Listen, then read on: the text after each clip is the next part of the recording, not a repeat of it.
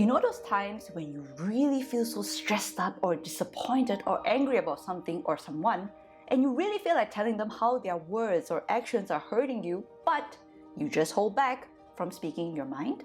If you know what I'm talking about, then stick around to learn 5 ways to speak your mind confidently without fearing rejection. Plus, you'll get a small bonus exercise at the end of the video to help you with just that. But let's rewind a little bit. Why is that? Why aren't we speaking up? Simply put, we are afraid. Afraid that the other person may react negatively.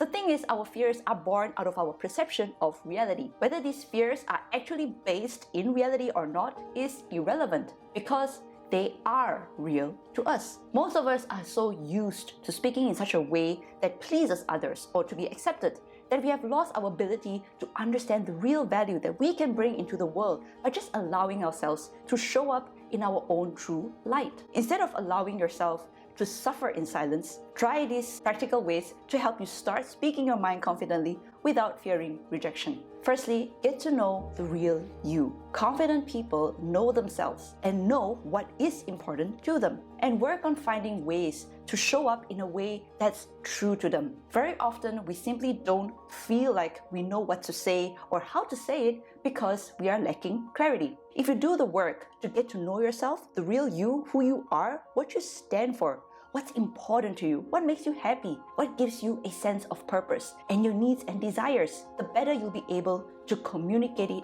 to others. Secondly, become aware of your fears. If you want to move past the initial feeling that stops you from speaking up, you are going to have to do some digging and understand the kind of thoughts and arguments that contribute to these feelings. You can easily become aware of your fears by saying to yourself, I am afraid of speaking up because, then complete the sentence. Keep doing it until you feel that you have covered all of the possible fears and arguments that are stopping you. Very often, we make assumptions and consider them as facts. But if there are no supporting facts, then you know that your fear is based on unsupported facts. So challenge your fears by asking yourself the following. Is the way I see this fear the absolute truth? And what facts or evidence do I have to back it up? Thirdly, appreciate differences of opinion. Just because another person holds a very different view of the world or believe in completely opposite ideas to yours, it does not mean conflict will arise, especially if you know how to navigate through such conversations. Just because someone else may hold a very different view of the world, it doesn't mean that they are right and you are wrong, or vice versa. Consider this. If you view differences of opinion from a place of curiosity, from genuinely wanting to know the other person's view of the world, and being open to the idea of agreeing to disagree, this can help to turn fear into possibilities. Fourthly, face your fears.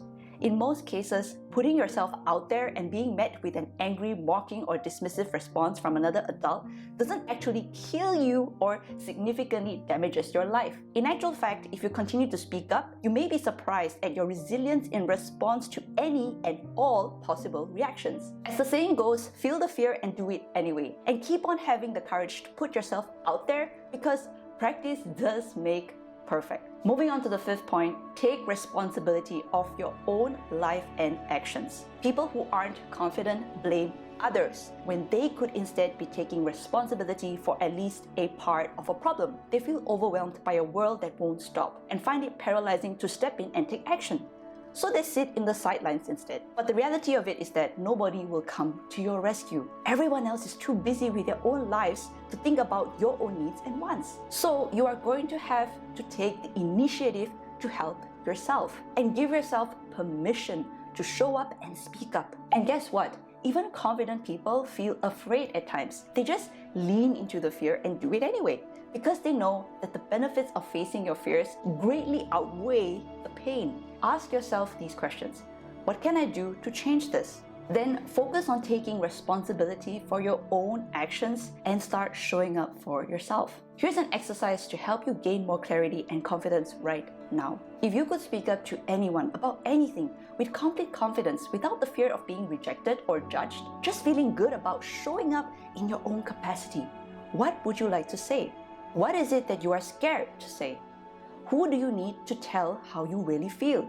If you had to tell the world about who you are and what you stand for, what would you say and why? Write down 3 answers and plan how to put them out into the world. Start speaking up, start enjoying the freedom to be you, and watch your world brighten up.